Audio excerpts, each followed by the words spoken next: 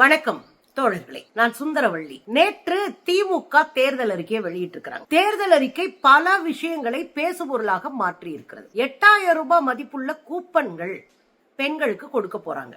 இதெல்லாம் தாண்டி பெண்கள் வேலை செய்கிற இடங்களில் மாவட்டம் தோறும் 1000த்திற்கும் மேற்பட்ட குழந்தைகள் காப்பகங்களை உருவாக்க போறாங்க.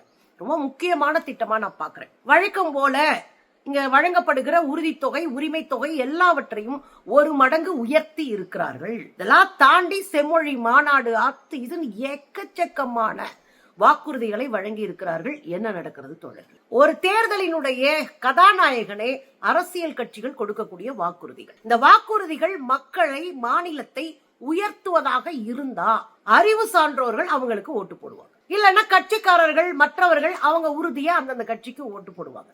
இதுதான் நடைமுறையில இருக்கிறத பார்க்கணும். ஒவ்வொரு கட்சியும் தங்களுக்கான வாக்குறுதிகளை கொடுத்து முடிச்சுட்டாங்க. நேற்று திமுக தங்களுடைய வாக்குறுதிகளை கொடுத்திருக்காங்க. இதுல போன முறை 2019 சட்டமன்ற தேர்தலில் 505 வாக்குறுதிகளை கொடுத்திருந்தாங்க. அதுல 404 வாக்குறுதிகள் நிறைவேற்றப்பட்டிருக்கு அப்படின்றாங்க.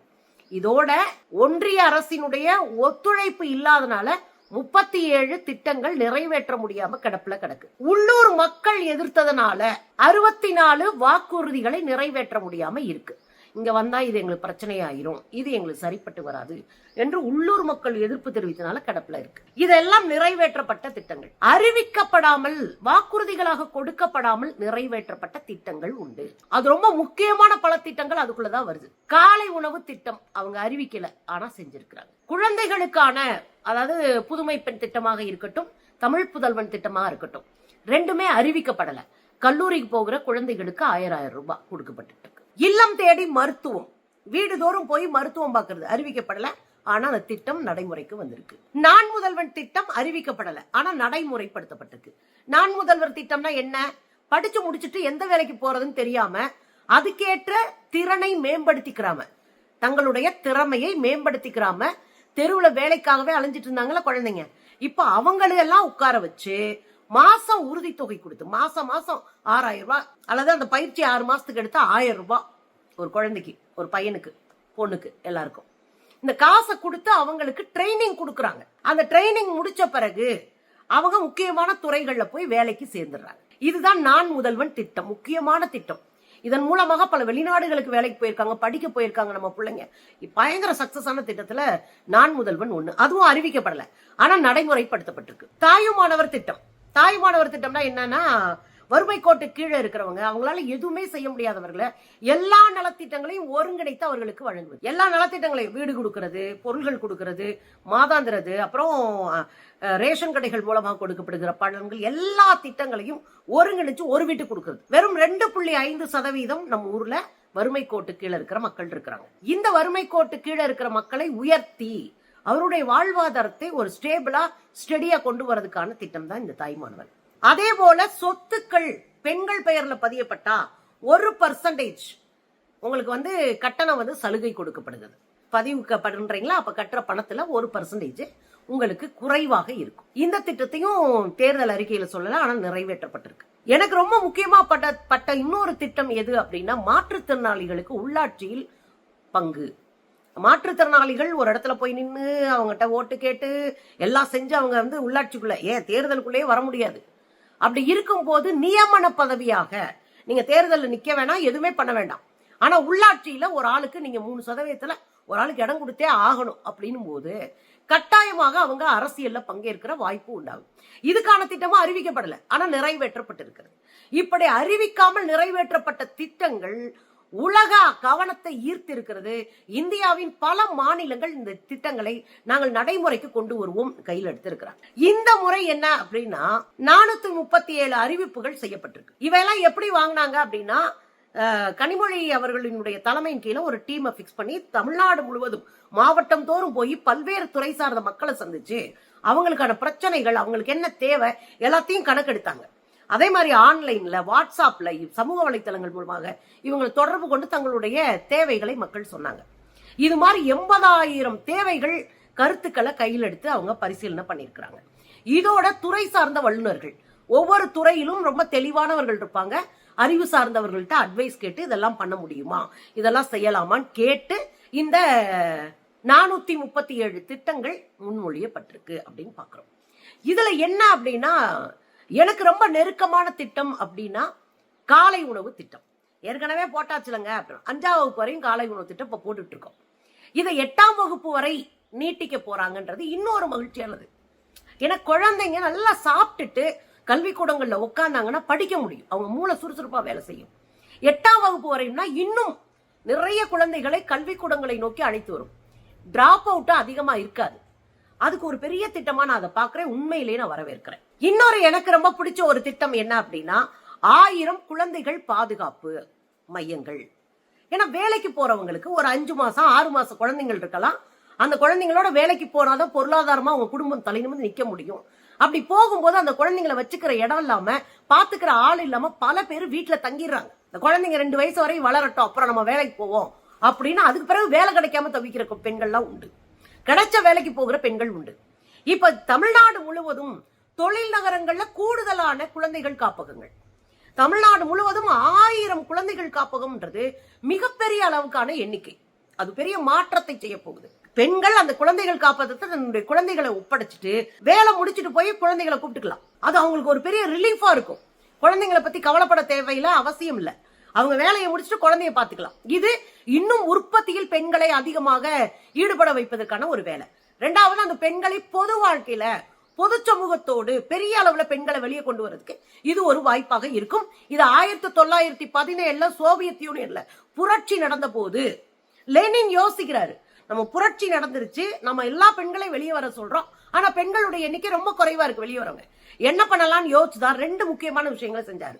ஒன்று, உணவு தயாரிக்கிற வேலையில இருந்து அடுப்படையில இருந்து பெண்களை வெளியேற்றணும். அதுக்குதான் பொது சமையலறை என்ற ஒரு சிஸ்டத்தை கொண்டு வந்தாரு அன்னைக்கு லெனின். இன்னொரு விஷயம் என்ன அப்படின்னா 18 வயது வரை தனிப்பெண்களுடைய குழந்தைகளை அரசு எடுத்துக்கிச்சு. வீட்டுக்காரர் இருக்க மாட்டாங்க, தனியா இருக்கவங்க விதவையாக இருப்பாங்க, அப்புறம் மனமுறிவு பெற்று தனியா இருக்கிற பெண்ணா இருப்பாங்க. இது ஏதோ ஒரு காரணத்தினால தனிப்பெண் ஒரு குழந்தை வச்சிருக்காங்கன்னா அந்த குழந்தைய 18 வயசு வரைக்கும் அரசை வளர்த்துக்கிறோம், எல்லா தேவைகளையும் அரசை செஞ்சுக்கணும்னா அந்த பொண்ணு இன்னும் வெளியே வந்து வேலை பார்க்க முடியும். அதே போல அவங்க தங்கி இருக்கிற அவங்க வேலை பார்க்கிற இடத்திலேயே அவங்களுக்கான குழந்தைகள் காப்பகங்களை உருவாக்கி கொடுத்தாங்க. அதே மாதிரி பாதி சம்பளத்துல ஒரு வருஷம் ஃபுல்லா லீவு, முழு சம்பளத்துல ஒரு வருஷம் லீவு. இப்ப 2 வருஷம் அவங்களுக்கு லீவு கிடைச்சது. இது 1917 நான் சொல்லிக்கிட்டு இருக்கேன். முழு சம்பளம் வாங்கிட்டு ஒரு வருஷம் லீவ் எடுக்கலாம். அதுக்கப்புறம் குழந்தை இன்னும் நல்லா பார்க்கணும்ன்றீங்களா, அரை சம்பளத்துல ஒரு வருஷம் லீவ் எடுத்துக்கலாம். பால் கொடுத்து கொண்டு இருக்கிற தாய்மார்களுக்கு 1/2 மணி நேரம் இடைவேளை விட்டு அவங்க பால் கொடுத்துட்டு வர மாதிரியான ஏற்பாடு. இதெல்லாம் 1917 ரஷ்ய புரட்சியில கம்யூனிஸ்டுகள் சாத்தியப்படுத்திய உண்மை. இன்னைக்கு அதை நம்ம தமிழ்நாட்டுல பாக்குறோம். 2000 குழந்தைகள் காப்பகம்ன்றது சாதாரண விஷயம் இல்ல. பல பெண்களை சமூகத்துக்குள்ள கொண்டு வந்து நிறுத்த போது, வேலை வாய்ப்போட பொருளாதார சுதந்திரத்தோட பெண்களை வாழ வைக்க போகுது. அது பெரிய மாற்றத்தை செய்யும். எனக்கு அது ரொம்ப பிடிச்சிருந்தது. இப்ப ஒன்னா பாக்கலாங்க. நிறைய பேர் கதற ஆரம்பிச்சிட்டாங்க இந்த அறிக்கை வெளியே வந்தோடனே. என்ன சொல்றாங்க, ஐயோ இலவசங்களா கொடுக்குறீங்க, இலவசங்களை கொடுத்து எல்லாரையும் சோம்பேறி ஆக்குறீங்கன்னு. 2 வகையா பார்க்கணும். இலவசங்கள் அப்படின்னு மொத்தமா மொட்டடியா ஒரு வார்த்தையில சொல்லி அதை கழிக்க முடியாது. மக்களை ஒருபடி உயர்த்தி பிடிக்கணும்னா வளங்களை பகிர்ந்து கொடுக்கணும். பணக்காரன் மட்டும் பணக்காரனா இருப்பான், எல்லா வசதிகளும் கொண்டவனா இருப்பான். ஏழை மக்கள் ஒரு பொருள் வாங்குறதுக்கே போராடிக்கிட்டு இருக்கும். அதுக்கு ஒரு வருஷம் உழைச்சு சேமிக்கணும். ஒரு ஃப்ரிட்ஜ் வாங்கணுமா, ஒரு வருஷம் சேமிக்கணும். ஒரு சின்ன கிரைண்டர் வாங்கணுமா, ஒரு வருஷம் சேமிக்கணும். அப்ப இதுக்கெல்லாம் அரசு கூட நின்னாங்கன்னா அவங்களுக்கு அந்த சேமிப்பு மிச்சமாகும், அதுக்கு போட வேண்டிய உழைப்பு மிச்சமாகும். இன்னொன்னு, அடுப்படிக்குள்ளேயே சதஞ்சு கிடக்காம பெண்கள் அந்த வேலை நேரத்தை குறைச்சிட்டு டக்குன்னு வெளியே வந்து பொருளாதார உற்பத்தியில பங்கெடுக்க ஆரம்பிச்சிருவாங்க. இது ரொம்ப முக்கியமான திட்டம். இலவசம்னு நீங்க கொச்சப்படுத்திட்டு கூடாது. காலையில உணவு கொடுக்க ஆரம்பிச்ச பிறகு வீட்டுல சட்டி சொரண்டிட்டு இருக்க வேண்டியதுல டப்பு டப்பு டப்புன்னு குழந்தைங்களை அனுப்பி விட்டுட்டு இருக்கிற சாப்பாடை சாப்பிட்டுட்டு ஒரு வேலைக்கு ஓடி போய் ஒரு 1000-10,000 ரூபாய் சம்பாரிச்சுட்டு வர்றதுக்கு பெண்களால முடியும். இது பெண்களை உயர்த்தி பிடிக்கிற மிக முக்கியமானது. இது இலவசம் கொச்சப்படுத்தாதீங்க. அதுல பல பேருக்கு 8000 ரூபாய் கொடுக்குது அரசு. 8000 ரூபாயா கொடுக்கல, 8000 ரூபாய்க்கான கூப்பனை கொடுக்குது அரசு. அந்த 8000 ரூபாய்க்கான கூப்பனை நீங்க ஒரு நிறுவனத்துல கொடுத்து உங்களுக்கு ஃப்ரிட்ஜ் வேணும்னா ஃப்ரிட்ஜ் வாங்கிக்க, வாஷிங் மிஷினா வாஷிங் மிஷின், உன் வீட்டுல என்ன இல்லையோ அதை வாங்கிக்கலாம், கிரைண்டர் வேணுமா வாங்கிக்க. உன் வீட்டுல என்ன இல்ல, எது கொடுத்தால் உன்னை உயர்த்தி பிடிக்க முடியும், அடுத்த வேலைக்கு நீ போக முடியும், வீட்டுக்குள்ள சமையலறைக்குள்ள இல்லாம டக்குன்னு வேலைக்கு போக முடியும், எது வேணாலும் நீ வாங்கிக்கலாம் அந்த 8000க்குள்ள. இதுல இப்போ ஒரு பிரச்சனை சொல்லப்படுது. அந்த 8000 ரூபாய் கூப்பனா ஆம்பளை புடிங்கிட்டு போய் 4000 ரூபாய்க்கு வித்துருவான் அப்படின்னு ஒரு விஷயம் பரப்பப்பட்டு இருக்கு. எல்லா காலகட்டத்திலும் இதெல்லாம் நடந்திருக்கு. நீங்க ஸ்கூல்ஸ்ல லேப்டாப் கொடுத்தாங்க, ஞாபகம் இருக்குங்களா? தமிழ்நாட்டுல ஸ்கூல்ஸ்ல லேப்டாப் கொடுக்கும்போது ஸ்கூல் குழந்தைங்களுக்கு அதை பயன்படுத்த தேவையில்லை அப்படின்ற சூழ்நிலையில 5000 ரூபாய்க்கு வித்துட்டு இருந்தாங்க.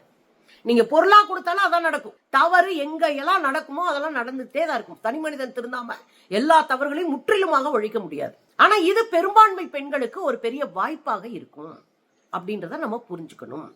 வாங்குற சக்தியை சாமானிய மனுஷனுக்கு உருவாக்கும் போதுதான் பொருளாதாரம் வளரும். இதை நம்ம புரிஞ்சுக்கணும். இப்ப காலை உணவு திட்டம் சொன்னேன் இல்லையா, 8ஆம் வரைக்கும் காலை உணவு திட்டம், இது கல்விக்காக செய்யப்படுகிறது. கல்விக்காக இன்னொரு விஷயம் என்ன அப்படின்னா, இந்த தமிழ் புதல்வன் புதுமை பெண்கள் திட்டத்துல கொடுக்கப்பட்ட 1000 ரூபாய் இப்ப 1500 ரூபாய் உயர்த்தி கொடுக்கப்படும் சொல்றாங்க. கல்விக்காக கொடுக்கிற எதுவுமே வீண் கிடையாது, நான் அப்படிதான் நம்புறேன். 5 ஆண்டுகளுக்குள்ள 35 லட்சம் கல்லூரி மாணவர்களுக்கு லேப்டாப் கொடுக்க போறாங்க. இந்த லேப்டாப் அந்த குழந்தைங்களுடைய கல்வி வளர்ச்சிக்கு பெரிய அளவுல உதவ போகுது. படிச்சு முடிச்சுட்டு இருக்கிற 5 லட்சம் மாணவர்களுக்கு, 5 லட்சம் இளைஞர்களுக்கு தொழில் பயிற்சி கொடுக்க போறாங்க. அது ஆல்ரெடி இருக்கு, நம்ம ஊர்ல இருக்கு. அதை இன்னும் விரிவுபடுத்துறாங்க. ஆல்ரெடி இருக்குன்னா யாரு? முதலமைச்சர் ஸ்டாலின் கொண்டு வந்தாரு. அதுதான் நான் முதல்வன் திட்டம். அதுல அவங்களுக்கு மாவட்டம் தோறும் 1000 ரூபாய் கையில கொடுத்து நீங்க வந்து பயிற்சி எடுத்துக்கோங்க, பஸ் செலவுக்கு வச்சுக்கோங்க, வந்து பயிற்சி எடுங்க, பயிற்சி எடுத்து வேலை வாய்ப்பை உருவாக்குவோம் அப்படின்னு மாணவர்களுக்கு ஒரு பெரிய மாற்றத்திற்கான திட்டத்தை சொல்லியிருக்கிறார். பெண்களுக்கு அப்படின்னு பார்த்தோம்னா இந்த 1000 ரூபாய் உரிமை தொகை கொடுக்கறாங்களா, அது 2000 ரூபாய் மாத்திருக்காரு. இதுலதான் நம்ம அண்ணன் எடப்பாடியார் சொல்லிட்டாரு, ஐயோ எங்களை பார்த்து காப்பி அடிச்சு. 1000 ரூபாய் கொடுத்ததே யாரு? திமுக அரசு. ஆனா அது கொடுக்க முடியாது, அதெல்லாம் பொய், நிறைவேற்ற முடியாத வாக்குறுதி என்றெல்லாம் சொன்னாரு. கடைசியில் அது நிறைவேற்ற முடியும்னு காமிச்ச உடனே 2000 ரூபான்னு அறிவிச்சாரு. அவர் தான் காப்பி அடிச்சது. ஆனா அண்ணா சொல்றாரு, இல்ல இவங்க எங்களை பார்த்து 2000 ரூபான்னு சொல்லிட்டாங்க அப்படின்னு. இன்னொரு முக்கியமான விஷயம், சுய உதவி குழு பெண்களுக்கு பிணை இல்லாத 5 லட்சம் ரூபாய் கடை. ரொம்ப முக்கியமான இடமா நான் பாக்குறேன். பிணை இல்லாதனா நீ எந்த பொருளும் கொடுக்க வேணாம். ஒரு பத்திரத்தை எடுத்துட்டு வா, வீட்டடி நிலத்தை எடுத்துட்டு வா, நகை கொடு, அல்லது உன் வீட்டுல இருக்கிற அசையா சொத்தை அசையும் சொத்தை கொடு, அப்படி எதுவுமே தேவையில்லை. 5 லட்சம் ரூபாய் வரைக்கும் சுய உதவி குழு பெண்கள் கடன் பெற்றுக் கொள்ளலாம். ஒரு 4 பேர் கடை வாங்கினாங்கன்னா சேர்ந்து ஒரு தொழில் ஆரம்பிச்சா டக்குனு பொருளாதாரத்துல அடுத்தடுத்து போயிருவாங்க. இந்த கந்து வட்டியில் சிக்கிக்கொள்ளாமல் காப்பாற்றப்படுவார்கள். இது நல்ல திட்டம், பெண்களுக்கான முக்கியமான திட்டமா பாக்குறேன். அப்ப 8000 ரூபாய்க்கான கூப்பனு, அதுக்கப்புறம் மகளிர் சுய உதவிக்குள்ள ஆல்ரெடி கடன் தள்ளுபடி பண்ணிக்கிட்டே தான் இருக்கிறாங்க.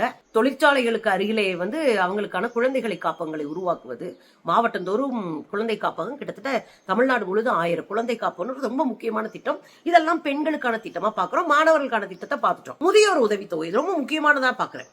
எடப்பாடியார் காலத்துல நிறுத்தப்பட்டதா முதியோர் உதவித்தொகை. அந்த முதியோர் உதவித்தொகையை 1500 ரூபாய் கொடுக்குறாங்க. இன்னும் அது சிறப்பானதா நான் பாக்குறேன். எல்லாரும் முதியவங்களை பாத்துக்கிறாங்களா என்ன? எந்த வேலைக்கும் போக முடியாத முதியோர்களுக்கு இது ஒரு பெரிய உதவியா இருக்கும். ரேஷன்ல இலவசமா கொடுக்கப்படுகிற அரிசி பருப்பு இதெல்லாம் வச்சுட்டு அவங்க ஒரு வாழ்வாதாரத்தை உருவாக்கிக்க முடியும். மாற்றுத்திறனாளி தோழமைகளுக்கு கொடுக்கப்படுகிற 1500 ரூபாய், 2500 ரூபாய் மட்டும் கட்டாயம் கொடுத்துதான் ஆகணும். எனக்கு இது இன்னொரு முக்கியமான விஷயமா மகிழ்ச்சி தந்தது விவசாயிகளுக்கான திட்டமிடல். விவசாயிகளுக்கு 20 லட்சம் பேருக்கு திட்டமிட்டு இருக்கு இப்ப அரசு. என்ன அறிவிச்சிருக்கிறாங்கன்னா, உங்களுக்கு இந்த மீட்டரை வச்சு இவ்வளவு கரண்ட் செலவழிச்ச அப்படின்லாம் இல்லாத மின்சாரத்துல இயங்கக்கூடிய மோட்டார்களை கொடுப்பது, அது ஒரு பெரிய வாழ்வாதாரமா இருக்கும் போது. நெல் கொள்முதல் விலையை மாத்தி இருக்கிறாங்க. நெல் கொள்முதல் விலை ஒரு குவிண்டாலுக்கு 3500 மாத்தப்பட்டிருக்கு. அதே மாதிரி கரும்பு கொள்முதல்ல ஒரு டன்னுக்கு 4000. இது நமக்கு தெரியாது, ஆனா விவசாயிகளுக்கு இதுல இருக்கிற கஷ்டம் தெரியும். சோ 4000 ரூபாய் மாத்தப்பட்டது என்பது விவசாயிகளுடைய கோரிக்கையை இங்க வச்சிருக்கிறாங்க. நான் கூடுதலா இன்னொரு கோரிக்கை கூட வைக்கிறேன். இது மக்களுக்கு, அரசுக்கு போய் சேரணும்ன்றதுக்காக.